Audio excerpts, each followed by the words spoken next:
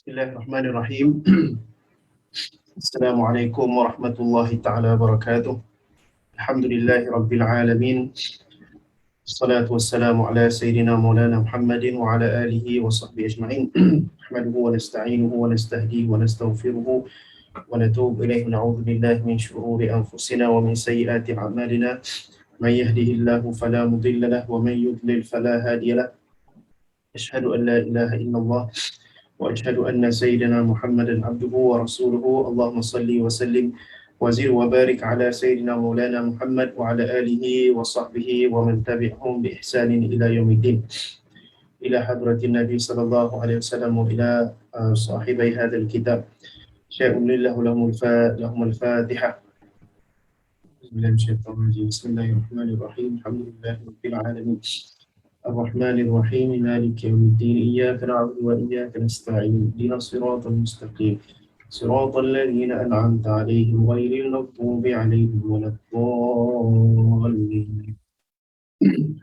Alhamdulillah, tuan-puan dirahmati Allah Subhanahu Wa Taala, para guru, para asatizah yang sedang menonton, sahabat-sahabat yang sedang yang dirahmati oleh Allah Subhanahu Wa Taala sekalian. Alhamdulillah, syukur pada Allah Subhanahu Wa Taala. Pada malam ini dapat lagi kita meneruskan pengajian tafsir Al-Imam Al-Jalalain, Al-Imamain Al-Jalalain, Jalaluddin Al-Mahalli dan Jalaluddin Abdul Rahman As-Suyuti rahimahullah ta'ala rahmatan wasi'ah. Dan hari ini kita sambung lagi pengajian kita dalam surah Al-Baqarah pada ayat yang saya akan bacakan serta dengan terjemahan. Surah Al-Baqarah ayat ke-6 dan insyaAllah kita hari ini akan baca daripada ayat ke-6 sehingga ayat ke-10. A'udzubillahi minasyaitonirrajim. Bismillahirrahmanirrahim. Innal ladzina kafaru sawa'un 'alaihim a'anzartahum am lam tunzirhum la yu'minun. Maksudnya sesungguhnya orang-orang kafir yang tidak akan beriman sama sahaja kepada mereka sama engkau beri amaran kepadanya atau engkau tidak beri amaran, mereka tidak akan beriman. Khatamallahu ala qulubihim wa ala sam'ihim wa ala absarihim ghishawah wa lahum 'adzabun 'adzim. Maksudnya dengan sebab keingkaran mereka Allah mematerikan atau menguncikan ke atas hati mereka serta pendengaran mereka dan pada penglihatan mereka ada penutupnya. Dan bagi mereka pula disediakan azab seksa yang amat besar. Wa minan nasi man yaqulu amanna billahi wa bil yawmil akhir wa ma hum bimu'minin. Maksudnya dan di antara manusia ada yang berkata kami telah beriman kepada Allah dan kepada hari akhirat padahal mereka sebenarnya tidak beriman. Yukhadi'una Allah walladzina amanu wa ma yakhda'una illa anfusahum wa ma yash'urun. Maksudnya mereka hendak memperdayakan Allah dan orang-orang beriman padahal mereka hanya memperdaya dirinya sendiri sedang mereka tidak menyedarinya. Li qulubihim maradun fazadahumullahu marada wa lahum 'adzabun alimun bima kanu yakdzibun. Maksudnya dalam hati mereka iaitu golongan munafik itu terdapat penyakit iaitu syak dan hasad dengki. Maka Allah tambahkan lagi penyakit itu kepada mereka dan mereka pula akan beroleh azab seksa yang tidak terperi sakitnya dengan sebab mereka berdusta dan mendustakan kebenaran. Sadaqallahul azim. Alhamdulillah tuan-puan dirahmati Allah. Pada siri yang sebelum ini kita telah mempelajari surah Al-Baqarah daripada ayat yang pertama sehingga ayat yang kelima. Dan telah kita katakan surah Al-Baqarah dinamakan sebagai nama Al-Baqarah dengan memberi maksud lembu betina kerana merujuk kepada satu kisah yang terdapat dalam surah ini, iaitu kisah Nabi Musa AS bersama dengan kaumnya Bani Israel yang tidak mahu untuk menyembelih lembu. Dan surah itu biasanya satu surah maqasid, satu surah itu berkait dengan tajuk ataupun berkait dengan nama bagi surah. Jadi isi kandungan dalam surah itu maqasid, bermaksud matlamat bagi isi kandungan dalam surah itu berkait dengan nama bagi surah. Dan lembu di situ merujuk kepada sikap orang Yahudi yang mereka tidak bersegera dalam melakukan ketaatan kepada Allah Subhanahu wa taala. Jadi dalam surah Al-Baqarah Allah Subhanahu wa taala banyak menyebut berkaitan dengan sifat-sifat orang beriman, seorang khalifah, seorang pemimpin, hukum hakam yang perlu dilakukan oleh seorang mukallaf, yang perlu dilakukan secara bersegera, ya, secara fastabiqul khairat, yang perlu dilakukan secara bersungguh-sungguh, ya, yang perlu dilakukan dengan tidak menangguh-nangguhkan kewajipan yang Allah Taala telah tetapkan kepada kita.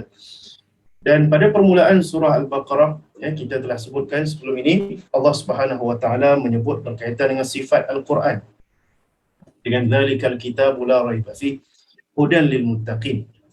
Kemudian setelah Allah Subhanahu wa taala menyebut tentang sifat Al-Quran yang tidak ada keraguan baginya, Al-Quran juga memberi hidayah kepada orang yang bertakwa, maka Allah Subhanahu wa taala menyebutkan manusia yang berinteraksi dengan Al-Quran.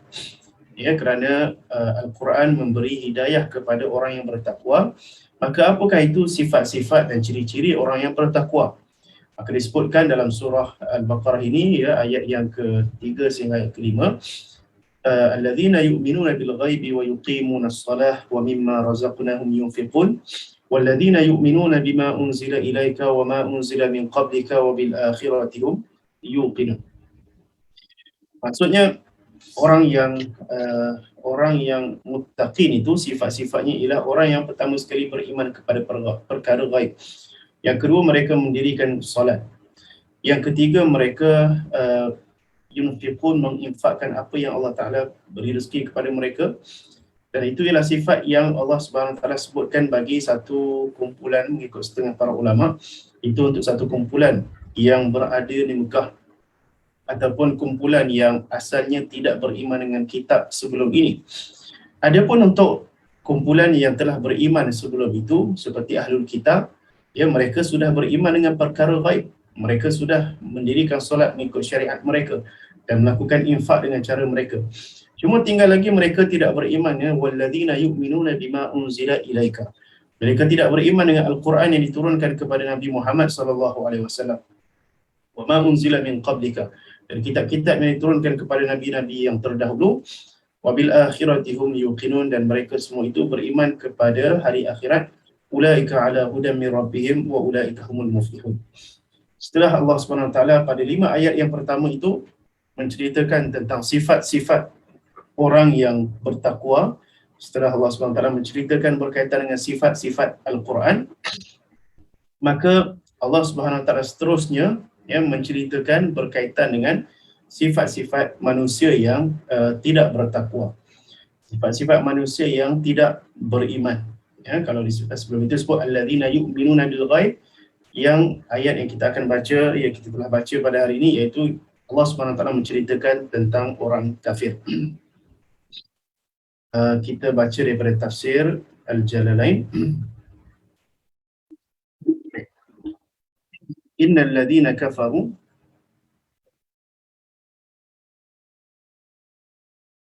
besar sikit. Kitab ni dalam bahasa Arab, saya tak pasti ada terjemahan. Ada terjemahan tu di Parawah, tapi dia agak tebal. Jadi kalau tak faham yang bahasa Arab tu, kita cukup faham bahasa Melayu lah. Innal ladzina kafaru ka Abi Jahlin wa Abi, qala al-musannif rahimahullah, al-Imam Jalaluddin As-Suyuti rahimahullah ta'ala wa nafa'ana bi ulumihi wa ala masyayikhina fi darin amin. Innal ladzina kafaru ka Abi Jahlin wa Abi Lahb wa nahwihima. Sesungguhnya orang-orang yang kafaru bermaksud kufur, menggunakan fi'il madhi untuk jamak mudzakkar salim, maksudnya ramai orang yang kufur itu. Maka Al-Imam As-Suyuti memberi contoh seperti Abu Jahal dan Abu Lahab dan selain dan seumpama mereka. Pertama sekali, penggunaan inna itu ialah haraf taukid wa nasbin untuk menegaskan. Jadi ayat ini Allah Subhanahu wa taala ingin menegaskan kita satu perkara yang perlu untuk kita fahami.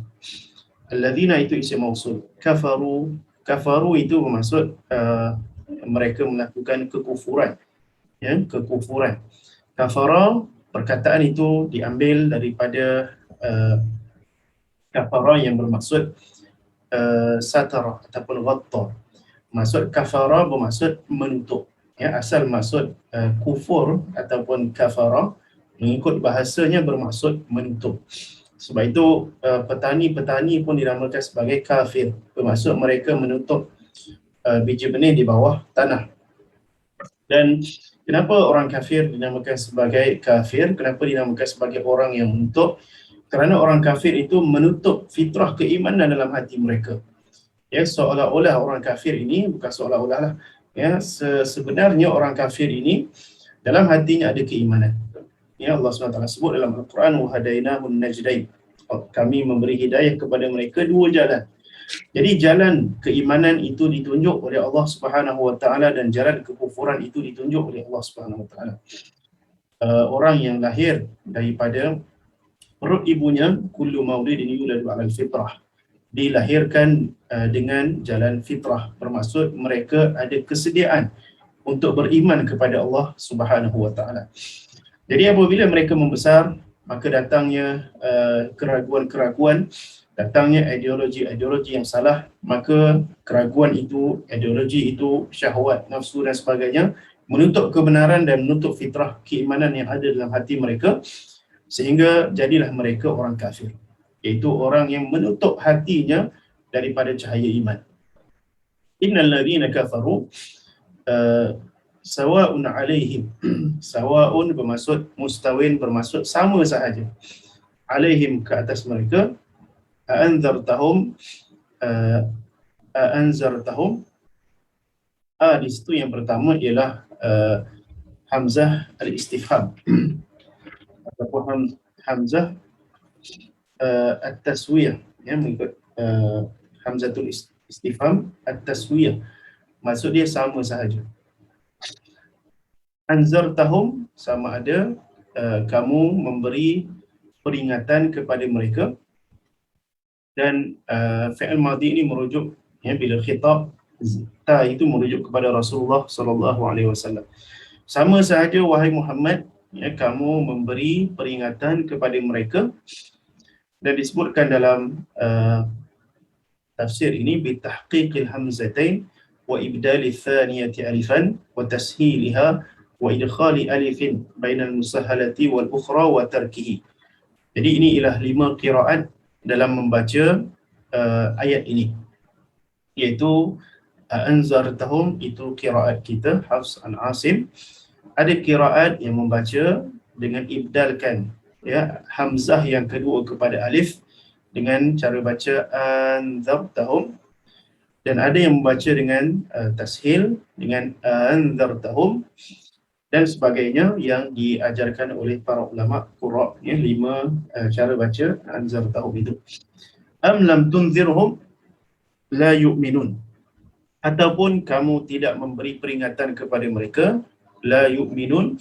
La yu'minun itu ialah khabar kepada inna. Di innal ladzina kafaru, alladzina kafaru itu ialah isim inna fi mahalli nasbin, isim inna. Dan la yu'minun itu ialah jumlah khabar kepada inna. Ayat sawa'un 'alaihim a'anzartahum am lam tunzirhum itu ialah jumlah mu'taradah, ya, jumlah yang diletakkan di pertengahan antara isim inna dan khabar inna. Baik. Jadi apa maksud ayat ini? Itu dari sudut teknikal je lah. Teknikal ni kalau kita belajar ilmu nahwu, kalau kita belajar ilmu nahwu, kemudian ilmu balaghah, mungkin kita akan lebih memahami. Baik, ataupun ada sebut ilmu qiraat di situ. Disebut am lam tunzirhum la yu'minun, mereka tidak akan beriman. Sama ada kamu wahai Muhammad memberi peringatan kepada mereka ataupun tidak memberi peringatan kepada mereka, mereka tidak akan beriman. Kata Tuan Pengarang rahimahullah, li ilmillahi minhum dzalika, kerana Allah Subhanahu wa taala telah menulis dalam ilmu Allah Subhanahu wa taala perkara itu, bahawasanya mereka tidak akan beriman kepada ajaran Islam. Fala tatma', maka janganlah kamu tamak wahai Muhammad fi imanihim, pada keimanan mereka. Wal inzaru Perkataan al-inzar tu maksudnya i'lamu ma'a takhwif, memberitahu pemberitahuan berserta dengan menakutkan.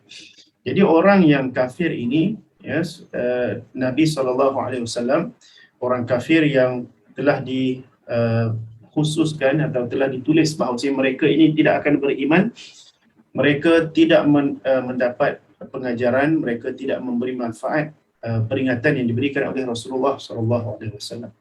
Ayat ke-6 ini sebenarnya tuan-puan yang dirahmati Allah, jika kita menelitinya, ayat ke-6 daripada surah Al-Baqarah ini memberi pengajaran kepada kita. Pertama sekali, ayat ke-6 ini, innal ladzina kafaru, itu disebut dengan lafaz am. Tapi am di situ disebut dalam ilmu usul fiqh al-am alladhi yuradu bihi al-khusus. Am yang dimaksudkan di situ ialah am yang khusus, am yang diinginkan oleh Allah yang khusus. Bukan bermaksud orang kafir di situ orang kafir secara umum. Tapi orang kafir di situ ialah orang kafir yang khusus, yang Allah Subhanahu Wa Taala telah tetapkan bahawasanya mereka akan mati dalam keadaan kufur.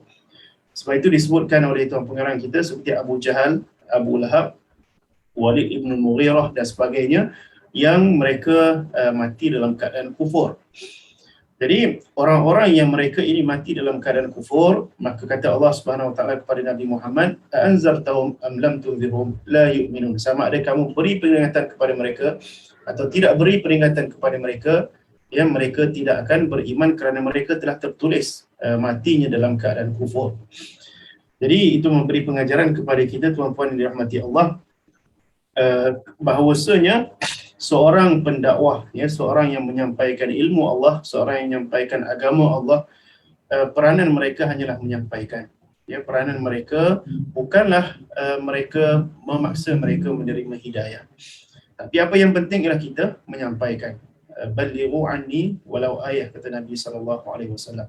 Sampaikan daripada aku walaupun satu ayat. Jadi kita diperintahkan, ya, supaya menyampaikan dakwah kepada seluruh umat Islam ataupun seluruh umat manusia, sama ada orang kafir atau orang yang beriman. Sebab di sini disebut anzartahum, kamu beri peringatan kepada mereka, itu disebutkan kepada orang kafir. Jadi Nabi SAW memberi peringatan kepada orang kafir. Dan kita juga sebagai orang yang beriman perlu juga sampaikan dakwah kepada orang kafir. Yang penting bukan kamu memberi peringatan atau tidak beri peringatan, ataupun maksudnya yang penting bukanlah natijah. Ya, ayat ini memberi pengajaran kepada kita bahawasanya seorang pendakwah tidak perlu menunggu natijah, tidak perlu menunggu hasil, tapi kita perlu mengira apakah kita sudah menyampaikan dakwah. Adakah kita telah menyampaikan ilmu yang kita pelajari. Wa ma 'alaika illal balagh, tidak dituntut kepada kamu wahai Rasulullah, melainkan kamu hanya dituntut untuk menyampaikan sahaja ilmu yang diajarkan oleh Allah Subhanahu Wa Taala. Innaka la tahdi man ahbabta walakinna Allah yahdi man yasha. Sungguhnya kamu tidak dapat memberi hidayah kepada orang yang kamu cintai wahai Rasulullah. Sungguhnya Allah Subhanahu Wa Taala sahaja yang memberi hidayah kepada sesiapa sahaja yang Dia kehendaki. Jadi ayat ke-6 daripada surah Al-Baqarah, ya, sambil-sambil kita belajar tentang sifat orang kafir, Allah Subhanahu Wa Taala juga mengajar kepada kita bahawasanya kita perlu untuk berdakwah kepada orang kafir. Dan yang penting bukanlah natijahnya. Yang penting bukanlah hasilnya mereka beriman ataupun tidak. Ya, kerana jika mereka tertutup hatinya, mereka tidak akan beriman. Tapi yang penting adakah kita sudah menyampaikan peringatan kepada mereka. Itu nasihat pada diri saya lah sebenarnya. Baik, seterusnya kita masuk kepada ayat yang ke-7. Khatamallahu ala qulubihim, kata tuan pengarang rahimahullah, taba'a 'alaiha wastawthaqa fala yadkhuluha khairun. Masya-Allah tuan-tuan, ya. Jadi khatama tu maksudnya mengunci. Tahu setengah terjemahan kata memateri. Ala qulubihim, atas hati mereka, wa ala sam'ihim, dan atas pendengaran mereka. Okey, kata tuan pengarang rahimahullah, wa ala sam'ihim ay mawadhi'ahu, ay mawadhi'a sam'ihim. Fala yantafi'una bima yasma'unahu, mereka tidak mengambil manfaat atas apa yang mereka mendengarnya, minal haqqi, daripada kebenaran. Ia digunakan perkataan sam'un itu bukan dalam bentuk jamak, sedangkan qalbun digunakan jamak, dia qulubun. Dan juga absar digunakan bentuk jamak, absar daripada jamak daripada basar, tapi kenapa tidak digunakan asma'? Ya, kerana sam'un di situ ialah masdar. Masdar ini tidak dijamakkan. Dia bukan maksud dia telinga, tapi maksud dia istijabah. Ya, kata guru saya Syekh Ali Jumah rahimahullah, sam'un di situ maksud istijabah. Jadi tak perlu kepada menyebut telinga-telinga. Kalau telinga barulah kita buat dalam bentuk jamak. Tapi di sini maksudnya istijabah, atas mereka mendengar. Ya, sebab itu tidak digunakan jamak, sedangkan yang lain itu bentuknya jamak. Qulub dan absar itu jamak. Baik.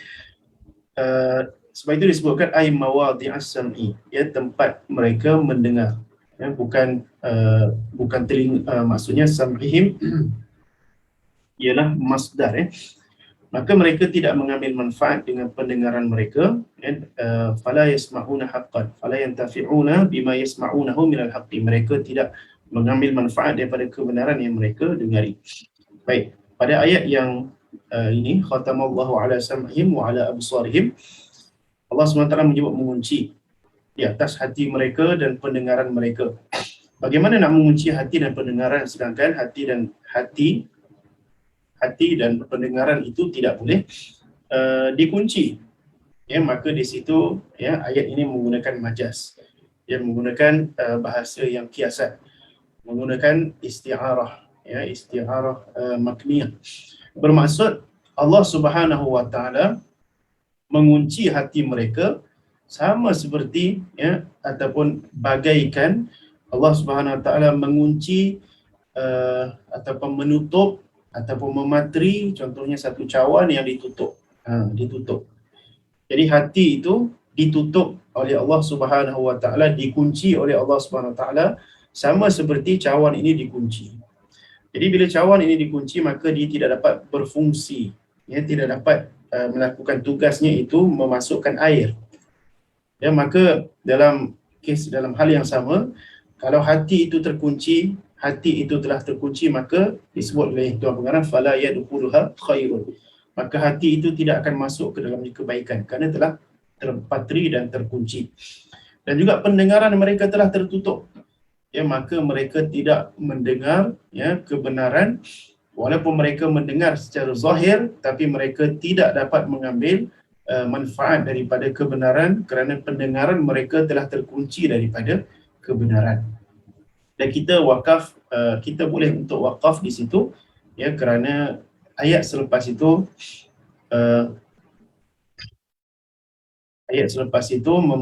adalah ayat yang lain, ya. Mana ayatnya? Baik, wa ala absarihim ghishawah. Okey, itu ayat yang lain. Dan ditakdimkan khabarnya wa ala absarihim, tu khabar syibhul jumlah, ya, mubtada'nya muakhar, iaitu wa ghishawatun ala absarihim. Itu ayat yang kalau disusun mengikut cara yang lain, wa ghishawatun ala absarihim. Ghishawah, ya, kata Tuan Pengarang dalam tafsir Al-Jalalain, ghishawah itu apa tuan-tuan? Ghishawah itu adalah ghita'. Ghita' itu penutup, ya, penutup. Fala yubsirun, maka mereka tidak melihat, ya. Ghishawatun, ada penutup di hadapan pandangan, penglihatan mereka. Fala yubsirun, maka mereka tidak dapat melihat al-haqqa, kebenaran. Walahum azabun azim, dan bagi mereka azab yang azim, yang besar, yang qawi, yang kuat, yang daim, yang berterusan.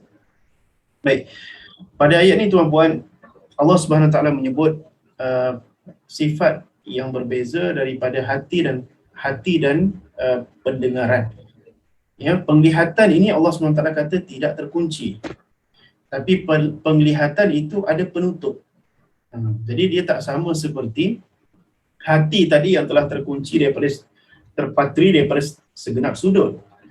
Ya, penglihatan ni mereka masih boleh melihat, ya, tapi penglihatan mereka telah ada, penglihatan mereka ada, kita sebut ghita' tadi, penghalang. Jadi seolah-olah mereka melihat tapi tidak nampak. Seolah-olah mereka melihat tapi tidak nampak kebenaran. Jadi Allah SWT tidak menafikan penglihatan mereka itu tertutup, terkunci seperti dengan hati dan juga seperti dengan pendengaran.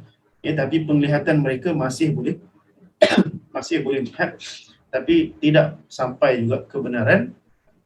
Ya, kata tuan pengarang, wa ala absarihim ghishawah, ghishawah tu masih ghita, fala yubsiruna al-haqqa, juga mereka tidak dapat melihat kepada kebenaran, walahum azabun azim, dan bagi mereka azab yang azim. Itu sebenarnya adalah sifat bagi satu benda yang fizikal, satu benda yang besar, ya, sifat bagi jisim yang besar.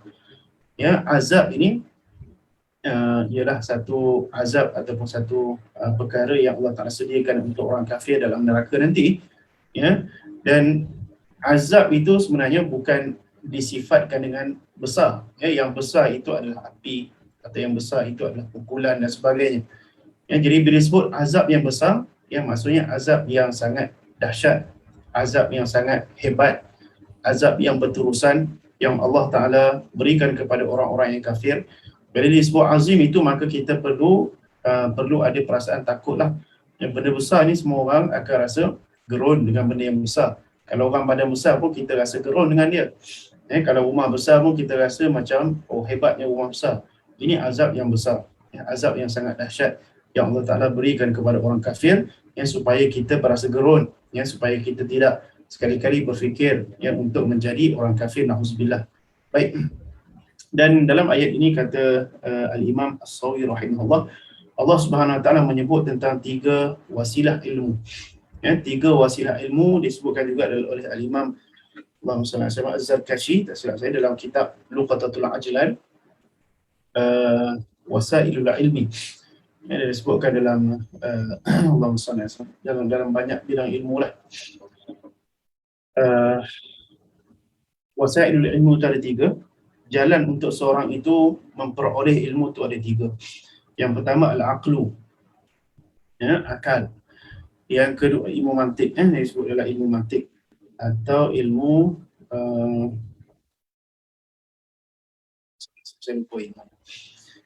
jadi wasail ilmu, cara atau jalan untuk seseorang itu memperoleh ilmu ada 3. Yang pertama ialah akal. Jadi akal ini kita ataupun an-nazar, ya, wasail dia akal, ya. Dengan akal ni kita gunakan an-nazar atau berfikir. Daripada berfikir itu boleh menghasilkan ilmu. Jadi seseorang yang duduk termenung, kemudian dipikir premis A, premis B, kemudian keluar natijah. Natijah tu ilmu. Daripada akal boleh keluar ilmu. Kemudian yang kedua, jalan untuk seorang itu peroleh ilmu ialah khabar, ya, khabar yang sampai kepada dia. Dan khabar itu masuk ke pendengaran. Khabar itu masuk ke pendengaran. Sebab itu orang yang tak dapat mendengar, dia tak dapat ilmu.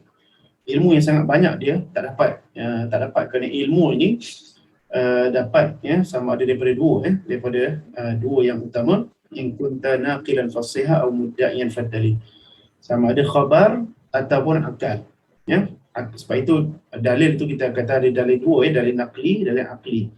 Dalil yang kita tegakkan hujah dengan akal, atau dalil yang kita sampaikan dengan naqal, kita membawa riwayat ataupun khabar.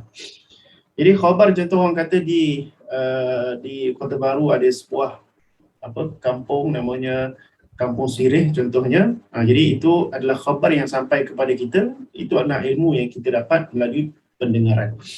Dan yang ketiga ialah ilmu itu kita peroleh daripada panca indera. Ya, panca indera kita sama ada penglihatan, ya, sama ada kita mencium, sama ada kita memegang, kita akan dapat ilmu. Contoh kita mendapat ilmu bahawa meja ini kasar, atau kita melihat kepada bangunan di hadapan kita, kita dapat ilmu bahawa bangunan itu besar. Jadi ilmu-ilmu yang saya sebut ataupun wasilah ataupun kita kata alat untuk menuntut ilmu itu, bagi orang kafir semuanya tertutup. Kata Allah SWT, sebutkan tadi, khatamallahu ala qulubihim. Qulub itu maksudnya ialah akal. Allah SWT mengunci akal orang kafir daripada berfikir tentang kebesaran Allah, daripada berfikir tentang kewujudan Allah. Jadi akal mereka telah terkunci daripada berfikir tentang kewujudan Allah.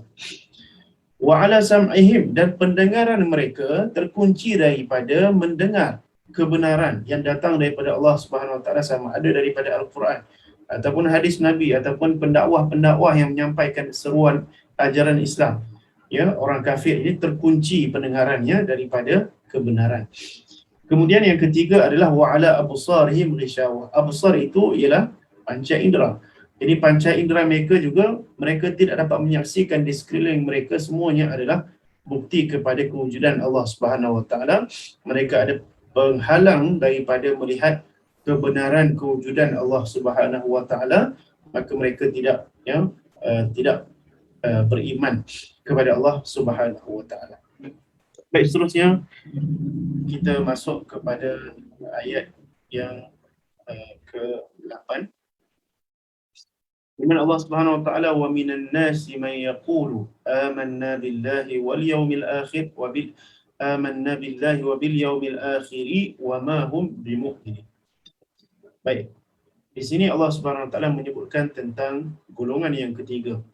Ya, golongan yang pertama ialah golongan yang muttaqin, yang sifatnya ada beberapa yang kita sebutkan.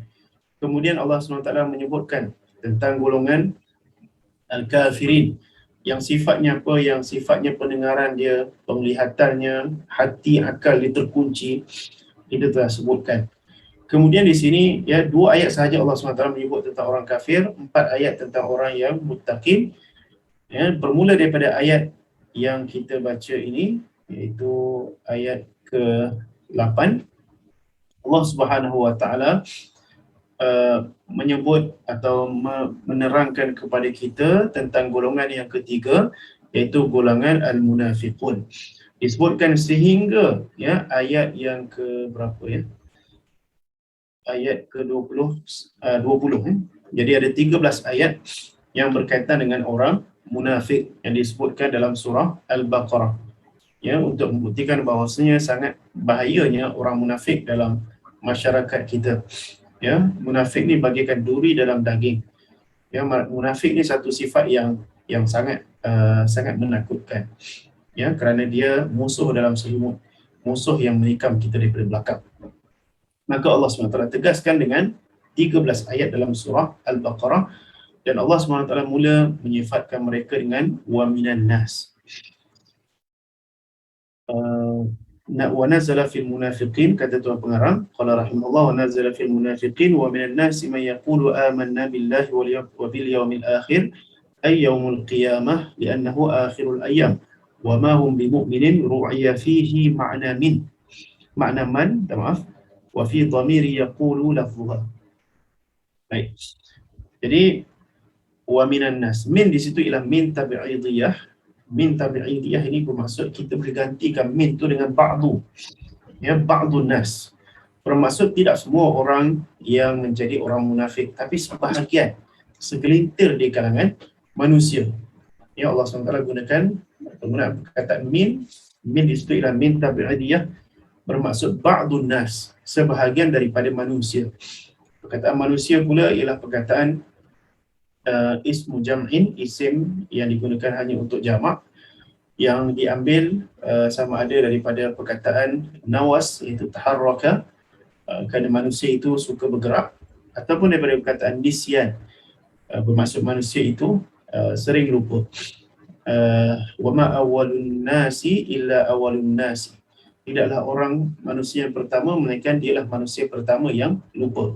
Itu Nabi Adam alaihissalam. Allah Ta'ala sebut fanasya walam yajid la wala falam wa nasya falam najid lahu azma. Ya, kata Allah Subhanahu Wa Ta'ala, maka lupa Nabi Adam itu, maka kami tidak melihat pada Nabi Adam itu keazaman untuk buat maksiat, ya, tapi dia lupa, maka dia makan buah khuldi. Jadi itu perkataan nasya yang disifatkan kepada Nabi Adam alaihissalam, maka dialah orang pertama yang lupa, Nabi Adam. Maka kerana itu manusia itu dinamakan dengan an-nas, bermaksud orang ataupun satu makhluk yang mudah lupa. Bukan Melayu je mudah lupa, tuan-puan. Yang mudah lupa ni ialah semua manusia. Baik. Wa minan nasi man. Man itu isim mausul, yaqulu amanna. Mereka berkata, digunakan penggunaan fi'il mudhari', amanna billahi wa bil yawmil akhir. Kami telah beriman kepada Allah dan kepada hari akhirat. Jadi itu ucapan yang diucapkan oleh orang munafiqin. Ya, mereka mengucapkan dengan lisan. Ya, kerana itu tidak disebutkan yukallim. Ya, tidak disebutkan dengan al-kalam. Ya, kerana al-kalam itu dalam hati, ya, innamal kalamu la fil fuad wa innama ju'ila al-lisanu 'ala al-fuadi dalila. Ya, kalam itu dalam hati, ya, tapi al-qaul bil lisan. Jadi ucapan mereka kami beriman kepada Allah dan hari akhirat, maka itu ialah ucapan di lisan yang dizahirkan. Jadi apakah maksud bagi orang yang munafik? Munafik ni ialah orang yang man yuzhiru iman wa yubtilul kufra, orang yang menzahirkan iman dan menutup atau menyembunyikan kekufuran. Jadi itu hakikat orang kafir. Man abtana al-kufra wa azhara al-iman. Jadi orang diambil daripada perkataan nafaqa. Nafaqa kita pun biasa sebut nafaq. Nafaq tu maksudnya terowong. Ya, kata guru saya Syekh Ali Syekh Ali hafizahullah taala, perkataan bahasa Arab ni fiqhul lughah sikitlah. Perkataan huruf nafa, bila dalam apa saja huruf yang 3 huruf dia, nun, fa, huruf ketiga dia tak kisah huruf apa pun, tapi asalkan huruf itu bermula dengan nun dan fa, ya, maka huruf itu perkataan itu semuanya memberi maksud al-khuruj, keluar. Contoh nafasa, ya, nafasa mengeluarkan, nafasa nafas, nafadha melakukan, okey, ataupun apa lagi, nafaqa terowong, ataupun apa lagi, nafaqa atau daripada infak, kan, memberi, mengeluarkan infak, ataupun apa lagi, dan selain daripada itulah. Jadi perkataan nafa itu memberi maksud keluar. Sebab itu orang munafik, apabila dinamakan sebagai orang munafik, sebenarnya, ya, Allah Subhanahu Wa Taala atau Nabi sallallahu alaihi wasallam menyindir mereka dengan memberi maksud mereka itu sebenarnya dah keluar daripada agama Islam, ya, tapi mereka menyembunyikan, ya, kekufuran mereka, ia tidak menzahirkan. Baik. Jadi Allahumma salli ala sayyidina Muhammad. Wa may yaqulu amanna, jadi mereka menzahirkan mereka itu beriman kepada Allah Subhanahu Wa Taala, tapi menutup, ya, kekufuran yang mereka pendam. Wal yaumil akhir, kemudian Allah Subhanahu Wa Taala menjawab atau menempelak mereka dengan mengatakan wa ma hum bimu'minin, dan tidaklah mereka bimu'minin dengan menggunakan isim. Ya, di sini mereka mengatakan amanna dengan menggunakan fa'il. Ya, fa'il pula fa'il madhi, maksudnya mereka, kami telah beriman. Ya, bermaksud keimanan itu berlaku pada mereka sekejap, kemudian mereka hanya menzahirkan di lisan mereka sahaja, tapi hakikatnya orang munafik ni hanya pergi sembahyang waktu mereka nak pergi sembahyang, ya, hanya keluar berperang apabila ada manfaat bagi mereka. Jadi mereka melakukan ketaatan itu ialah untuk tujuan keduniaan, ya, bukan untuk tujuan akhirat. Baik. Wa ma hum bimu'minin, dan tidaklah mereka itu beriman, kata Allah Subhanahu Wa Taala dengan menggunakan isim, ya. Bila menggunakan isim, maksudnya sifat tidak beriman itu sabit, ya, kekal pada diri mereka. Ya, mereka kata beriman itu hanya sebentar sahaja dan diucap hanya di lisan sahaja. Baik tuan-puan, saya rasa malam ni cukup ke? Saya sambung sikit lagi lah. Yukhadi'una Allah walladhina amanu wa ma yakhda'una illa anfusahum wa ma yash'urun. Yukhadi'un maksudnya mereka, yukhadi'un bermaksud mereka, apa terjemahan bahasa Melayu? Tengok terjemahan sikit.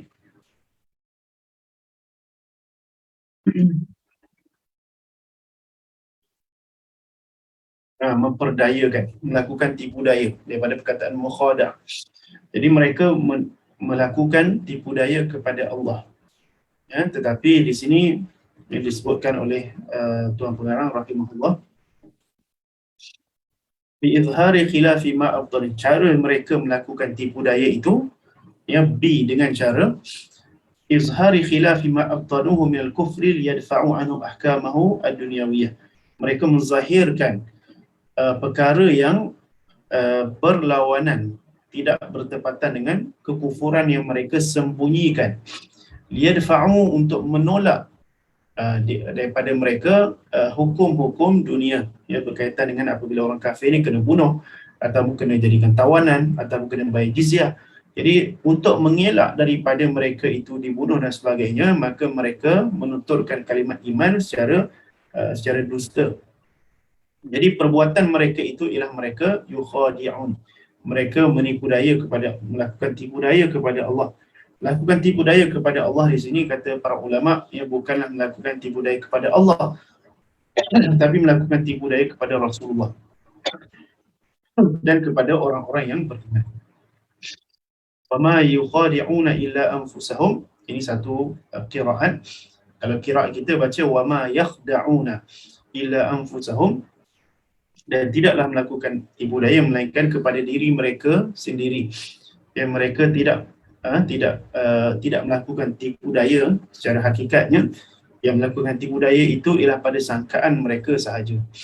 Ya, lianna wabala khada'ihim raji'un ilaihim fayaftadhuna fid dunya bittila'illahi nabiyahu ala ma aftanuhu wa yu'aqabuna fil akhirah. Wa ma yash'urun ya'lamuna anna khida'ahum li anfusihim wal mukhada'atu huna min wahidin ka'aqabtul lissa wa dhakara Allah fiha tahsinun wa fi qira'ati wa ma yakhda'u. Jadi di sini saya rasa nak sambung ke depan kerana apa nak tahu hari ni. InsyaAllah kita sambung ayat 9 dan 10 ni minggu depan, tentang bagaimana cara orang munafik melakukan tipu daya kepada Allah Subhanahu Wa Taala dan bagaimana Nabi SAW memperlakukan kepada orang munafik. InsyaAllah kita akan sambung pada minggu hadapan. Jazakumullah khairan. Terima kasih kepada semua yang menonton pada malam ini. Hamba hargailah pada siapa yang menonton dan mudah-mudahan dapat memberi manfaat, tidak sedikit, tidak banyak, sedikit.